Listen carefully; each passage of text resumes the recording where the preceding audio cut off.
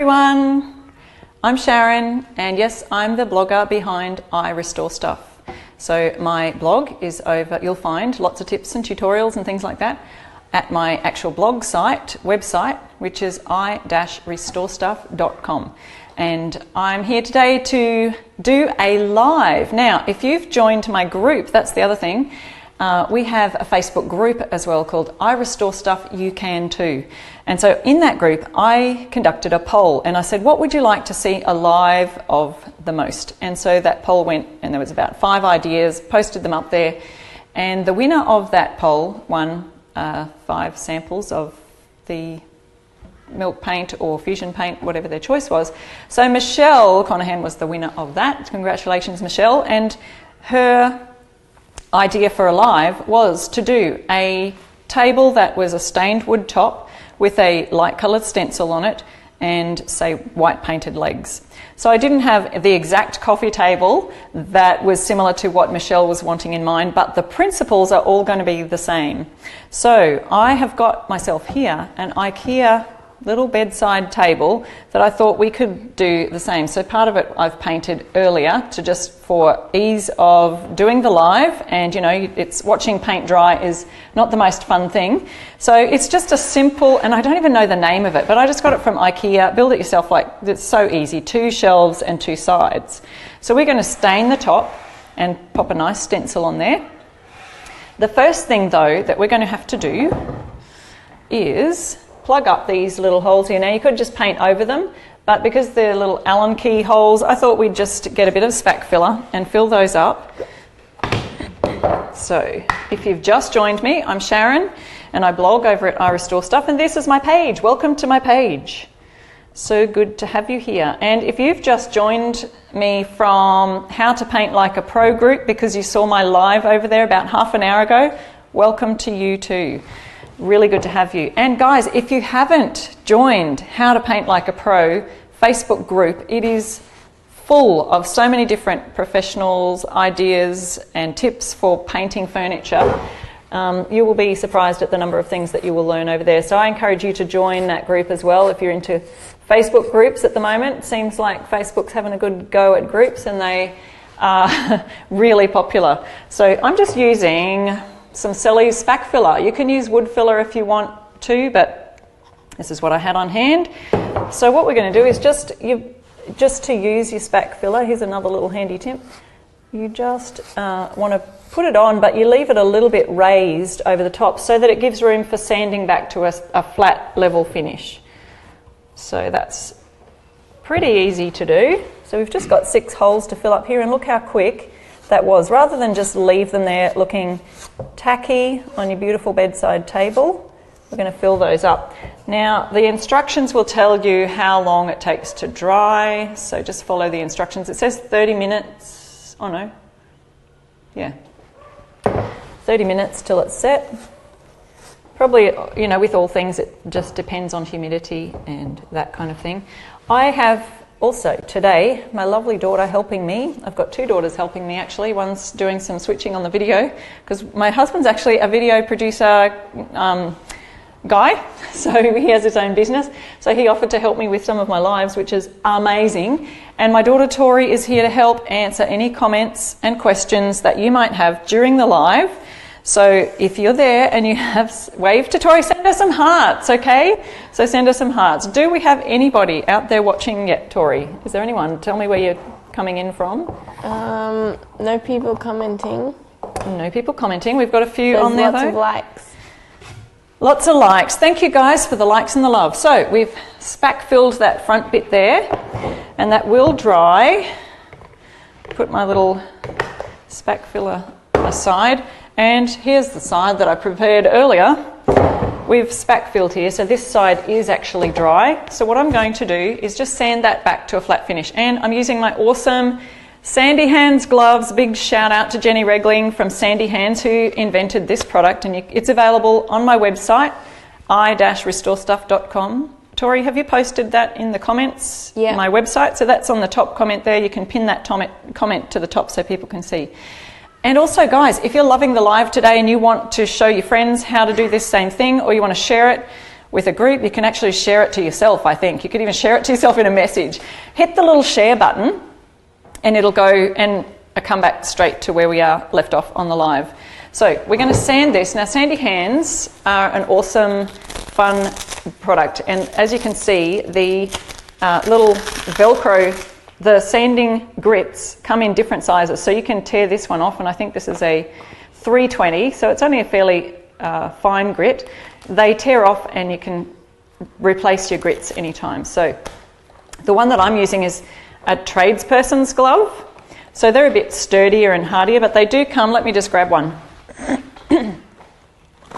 Here we go, my little sandy hands. Here we go. So they actually come in a cotton glove as well.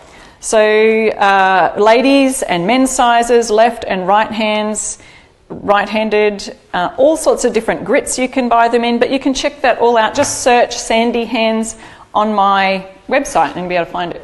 So very easy to sand flat surfaces. I'm going to do this kind of on the side over here because I want to show you. So I've got my flat surface. I'm just using my thumb really, but I want to get it as flat as I can on the surface. Usually you sand with the grain, but I was just kind of going in a bit of a circular motion there just to show you how. And just using my fingers there until you can kind of feel, and that's the great thing about sandy hands, you can actually feel through the surface when it's flat. So I can feel now that it's just gotten to the flat stage. So you feel with your other hand, yep, perfectly smooth and flat. And these are also great for if you've got chairs with spindles and that kind of thing, because they're flexible sanding pads, you can get around spindles of legs and all sorts of things, get into tight little places. Awesome product. So get yourself a sandy hands. There we go. I think we're all smooth. So the next thing that I think I will do is to stain the top. Now we stained underneath here before we put it together. It's another idea. If you're doing something that's flat packed from IKEA, just leave it apart and do your staining first before you put it back together, because that will really help with the process. So just popping this slightly aside, I'm going to show you how we make a stain.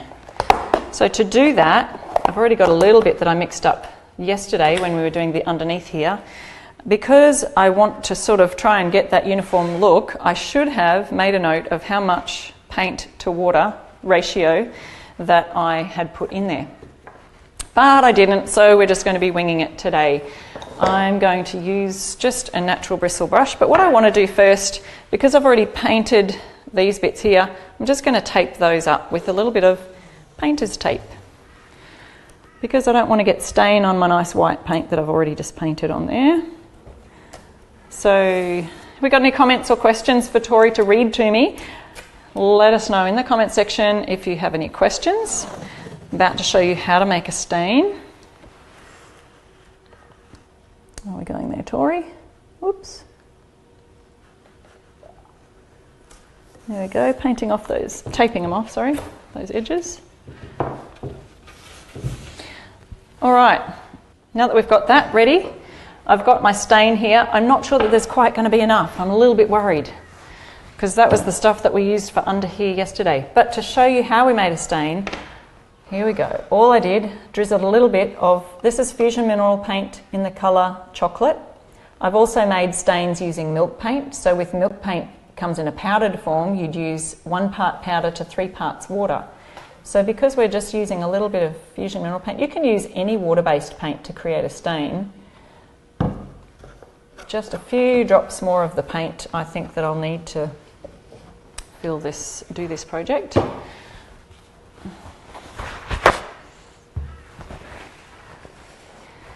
And a few more drops of water. So we're just adding water to paint really to create a stain. So easy. And hopefully we come up with the same shade we've got here on the front, because that's what we're aiming for. You want to have enough, and you really don't need a lot for a stain, but you want to have enough to cover your full surface. So wiping off all that there, and then we're just going to paint the the stain straight on the top. Thumbs up if you've hit the like button if you've made a stain before, if you've ever made a stain out of paint instead of using your regular stains, because a lot of the stains on the market today are actually quite chemically based, and I really do love using natural products. Fusion Mineral Paint has 0 VOCs, there's no nasties in it at all. So if you've used a stain with paint, let me know in the comments. What paint have you used? You can use any chalk paint, milk paint, any water-based paint really. There we go. This is actually soaking up the stain really well. Now when you're making stains out of paint, you will notice that, first of all, if it's raw wood, it's going to really soak in. But when it dries kind of, I want to say lighter, or with a bit more grey tone to it. I think I'm going to run out of stain right here on live. It's a disaster. No, we'll wing it, guys. We'll make some more. We'll make it work. Yes, we're running out. So grab our chocolate again. Make a bit more this time. So if you get, there's a lot of furniture they can get from IKEA that's just the raw wood. So I do like using actual wood versus, you know, laminate and some of the other kind of furniture things, you know, products that furniture is made out of these days. So I'm using probably about half and half water, half paint. But the more water you use, the lighter your stain will be, which is kind of obvious, but you know, the lighter your stain will be, and the more paint you use, the darker it'll be. So you just get your ratios where you're happy. Practice on a bit of sample board. Hopefully I've matched in a good match here, because I didn't take, there's a note for you. Make sure you write down your proportions. See, that's looking a little bit too dark, but I'll just blend it in with the other one.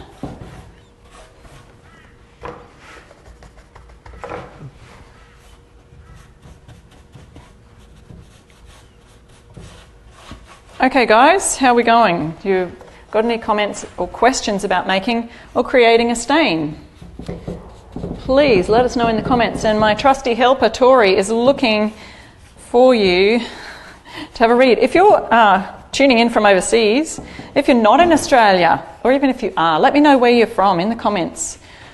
Just pop your name in, or actually your name's there, pop in where you're from in the comment section.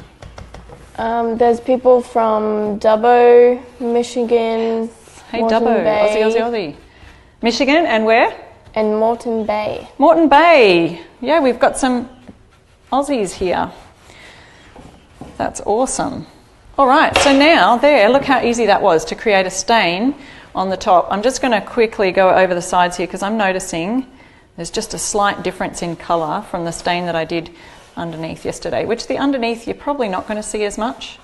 Also, it will dry a slightly different colour. So I'll just go over the front there too to kind of blend that in a bit. Trying not to get paint on my other sides. There we go.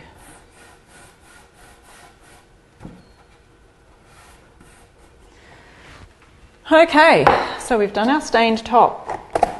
At this stage you can take your painter's tape off, and don't use masking tape, always use painter's tape because you don't want it coming off onto your tape. See how there's no paint coming off? That's what we want.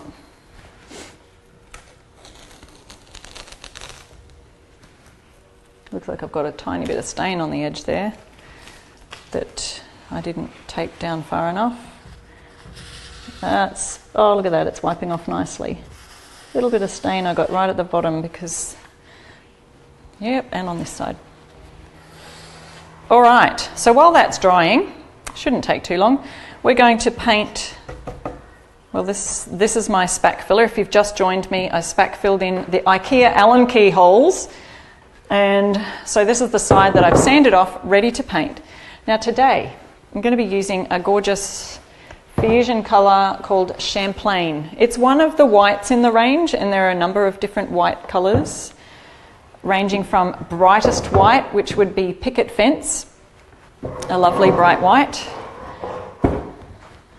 and through to there's casement, which is another bright white. Champlain's got slight tan or taupe undertones, so I do like the neutral colours, and this one teams up perfectly with wood, and so it's a lovely colour to use. Rightio, I'm going to be using, now here's another tip, because I was painting earlier with the same colour and I knew I was going to be painting again, I always just wrap my paintbrush in a plastic bag, and that way it doesn't dry out and you don't have to be re-washing your brush all that often if you're going to be using the same project for the same project. So what I'll do, and I'm using my Klingon brush. This one is an F40, so Klingon brushes come in flat or oval or round, and if you've tried them you'll know what I mean when I say they're a really awesome brush.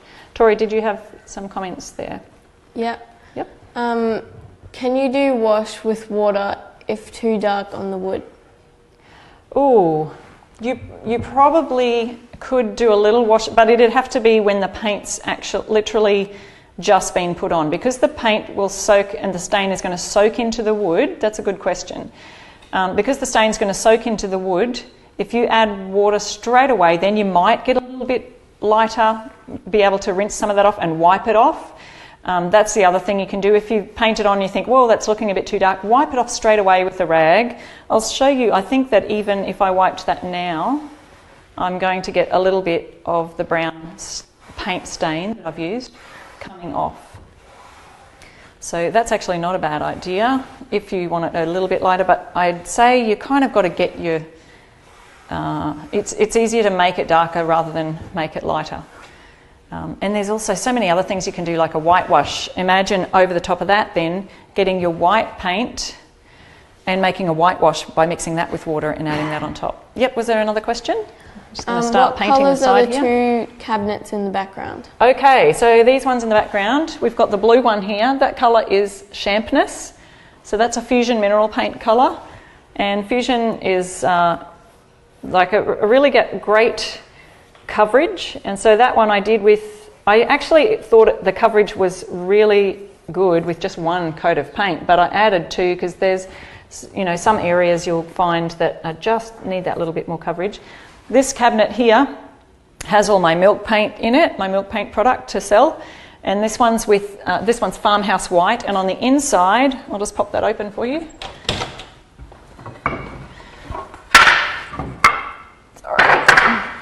Okay, we've got Eulali's Sky, which is a gorgeous sky blue. So there you go.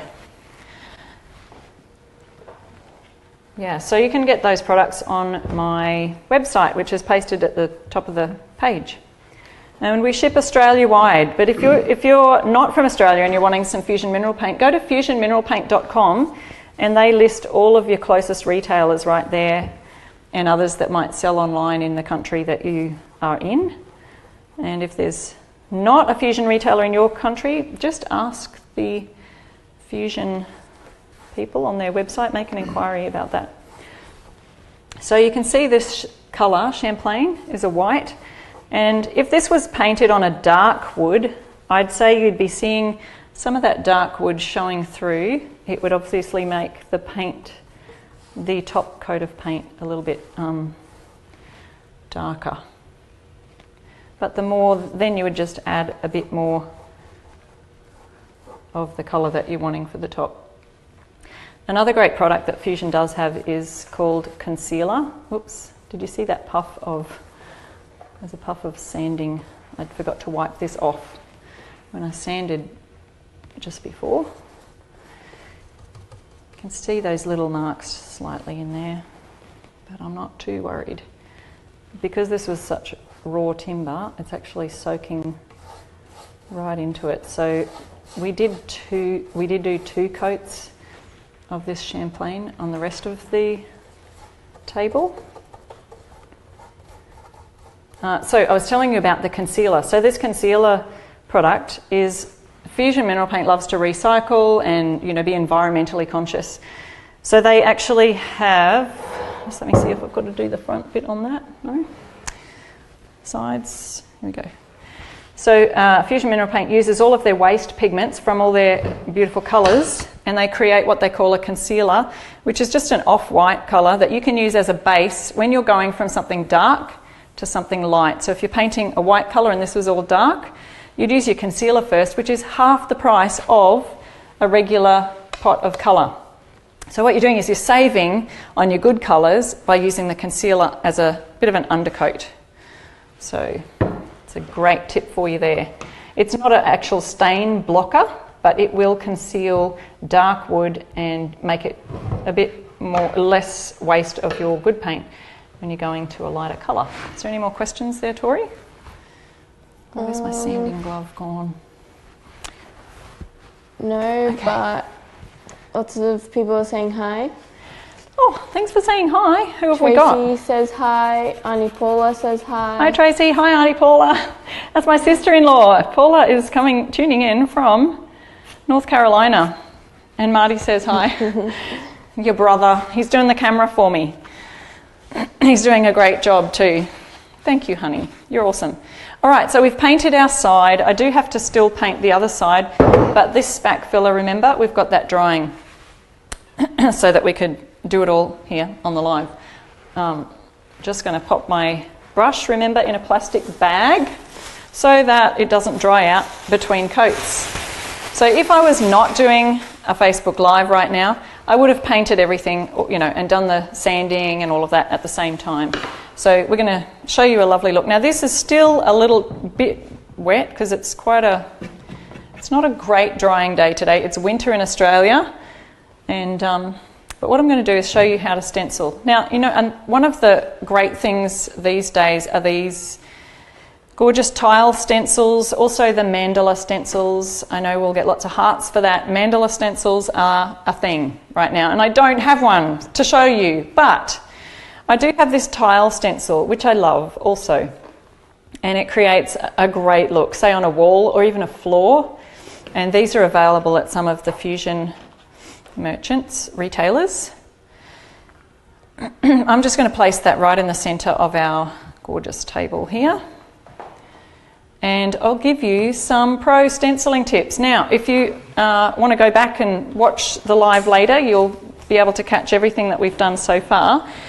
We have stained the top using paint and water mixed together to create a stain. I used a chocolate colour.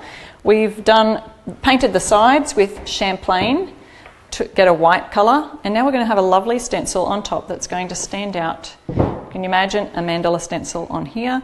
So with these tile stencils, you can actually, line them up to where the last one finishes, create a whole different look on there of tiles. So we could even do that with this, but I'm not sure that's going to work. We could even do a diamond shape.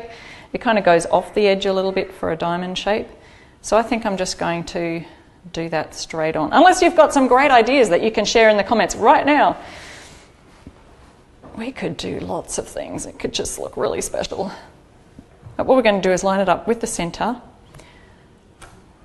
And I should actually tape this down with a bit of painter's tape. I hesitate because my stain is slightly wet there, but I think because it's a stain, it's not going to matter too much, and I'll just put a nick of tape on the end. If you've got any questions or comments or anything, please let Tori know.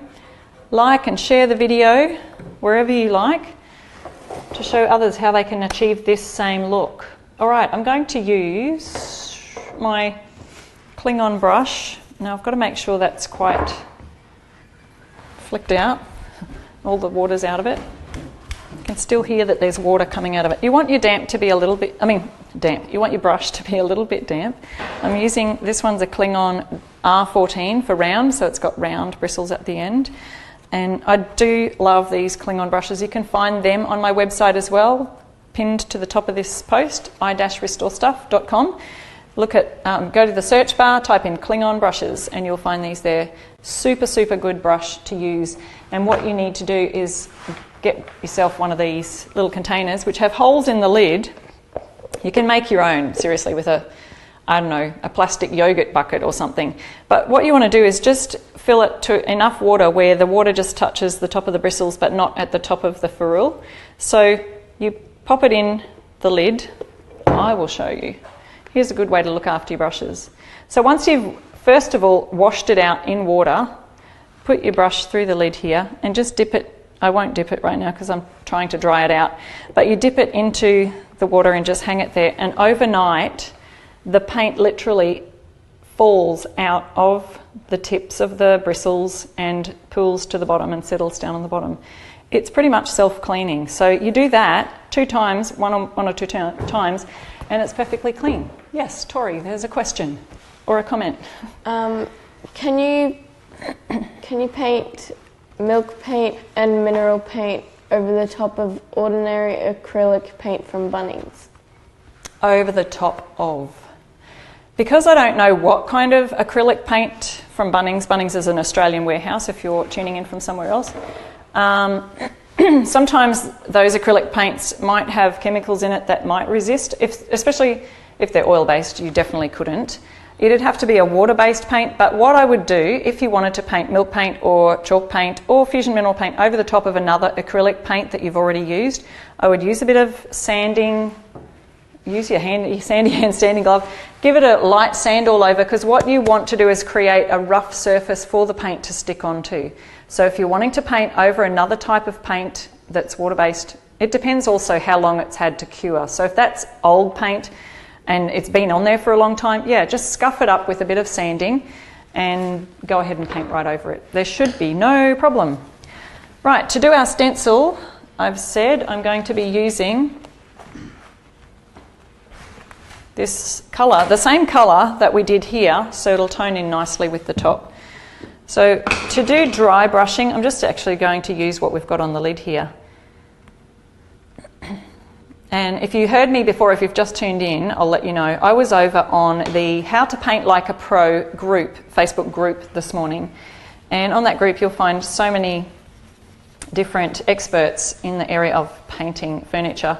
And I went live and did, oh, here it is. I showed everybody how to create a driftwood finish. So just look at the background of that sign. We created a lovely driftwood look, getting this kind of look here. There's a couple of different ways to do that. So if you have not joined the How to Paint Like a Pro group, or if you have, jump over on there and take a look at that live video that we just did about half an hour ago. All right, getting in onto the stenciling. I've dried my brush off as much as I can, so it's pretty dry. This is called dry brush stenciling, and I'm going to swirl just like this onto the stained area. Now, I'm not going for a super bright, bold look, but if I was, I would do this, probably 1 or 2 coats would be enough to do this. So we're just going to go around the tiling in little swirling motions. Now, the reason I can do swirling without it bleeding underneath the stencil, because that's a lot of people's issues that they have with stenciling, is how to get a stencil not to bleed under. And the key is dry brush. Type it in the comments, everybody, dry brush, dry brush, dry brush. So use a dry brush to stencil. So you can see I'm just swirling, swirling, swirling. It is actually creating a lovely, almost like a driftwoody look in the stencil itself. Don't know if you can see that, Mr. Zoomy camera guy. Really, if you look in really close, it's got a, you can see the grain of the wood in here. It's a really nice feathered look because I'm just using that dry brush technique. You can do stippling if you like. What we call stippling is this way, but I don't get enough, because I'm using a dry brush, I love to swirl because it gets a better coverage. And you can see I have not dipped my brush one more time, and I'm about a quarter of the way, or a third of the way through the stencil itself. So guys, tell me in the comments, what would you use this type of tile stencil on? What would you use that on? I use my stencils in my workshops. If you're in the Brisbane area, we hold regular workshops, so you can jump over onto my website and go onto the workshop tab, and you'll find a link there for all the different workshops that we're holding. We're actually going to be doing Farmhouse Clock workshop in July. We do furniture painting basics workshops, and another one we do is decorative finishes. So how to add decorative finishes to your furniture. And that's sort of what I'm doing today, because stenciling is another great way that you can decorate your furniture. And we also use an embossing paste to show how you can emboss and give those raised edges to your stencils. So Tori, is there any ideas that people have where they would use this tile stencil? On a dining tabletop. That's a great idea.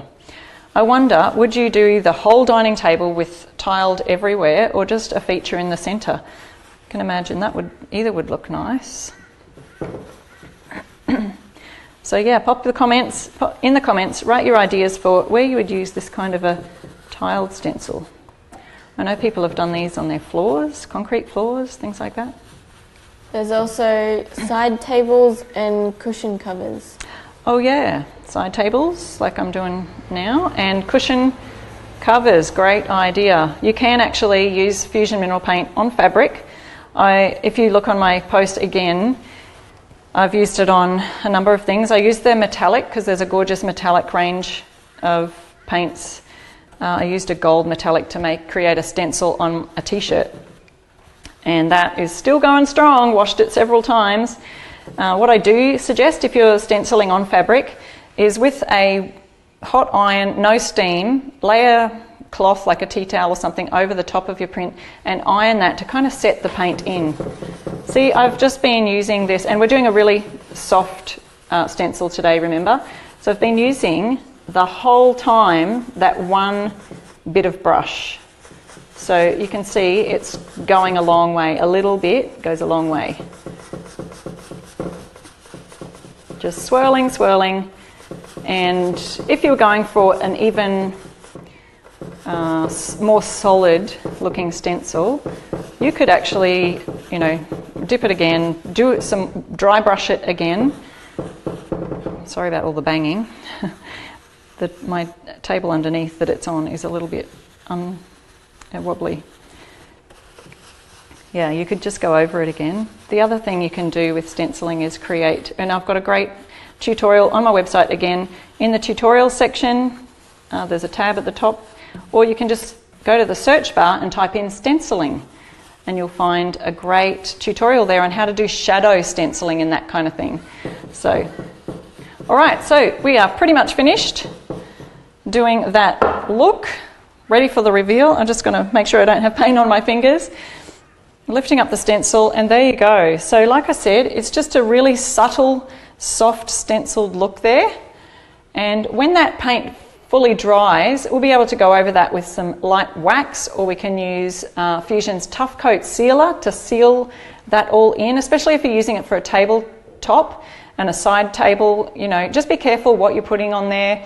If you're using waxes and you put a hot coffee cup or something on there, the wax is not a good finish for that. So use a Tough Coat Sealer. As with all painting, guys, this is really important.